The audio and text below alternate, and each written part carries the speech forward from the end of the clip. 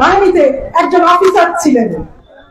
তারপর বিগত 25 বছর ধরে বেগম খালেদা জিয়ার ছায়ায় তিনি ছিলেন এবং এই বিগত 25 বছর ধরে আমার বাবার হাতে জিয়া পরিবার সর্বসময় ধানের শীষের দায়িত্ব তুলে দিয়েছিলেন।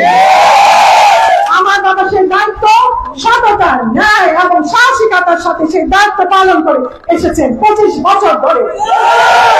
আমি বিশ্বাস রাখি আল্লাহর রহমতে, আমার বাবা মার দোয়ায় এবং আপনাদের সহযোগিতায় এইবারও ধানের শীষের দায়িত্ব জিয়া পরিবার আমার হাতেই তুলে দিবে ইনশাআল্লাহ।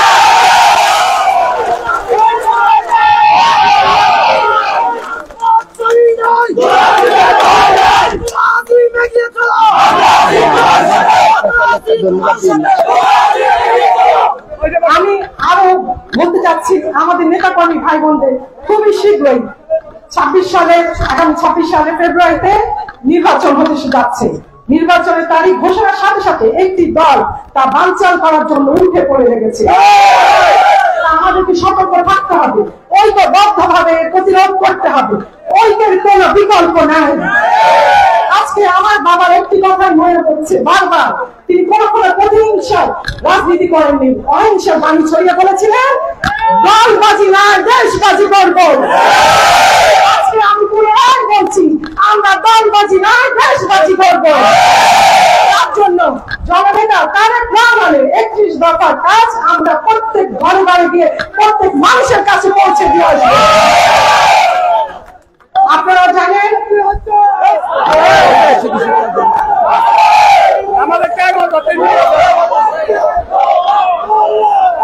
আমাদেরকে দুই শ্রেণীর লোককে আলাদা করতে হবে, ভালো মানুষ এবং খারাপ মানুষ।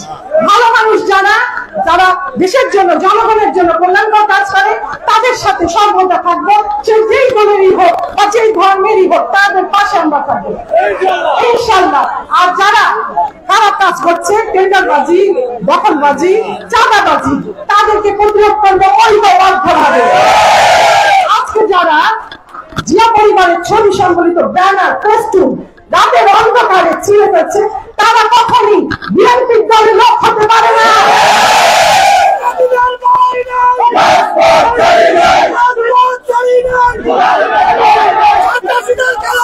তারা আজকে দলের বদনাম করে এরপরে উঠবে হয়তো নৌকা না অন্য কোনো কিছুতে। আপনারা শিওর থাকেন, অতীতের প্রমাণ আপনারা দেখে গেছেন। মনে রাখবেন, বিএনপি জনগণের দল, অতীতেও কোন বিতর্কিত লোক বিএনপিতে আসতে পারেনি, ধানের শীষ পায়নি। আগামীতেও সাধারণ জনগণ মাস্তান সন্ত্রাসীদেরকে কোন গ্রহণযোগ্য করবে না। আজকে যারা বলছে নমিনেশন আমাদের পকেটে, তাদেরকে বলে দিয়ে নমিনেশন পকেটে রাখার জন্য নয় রে পাগল,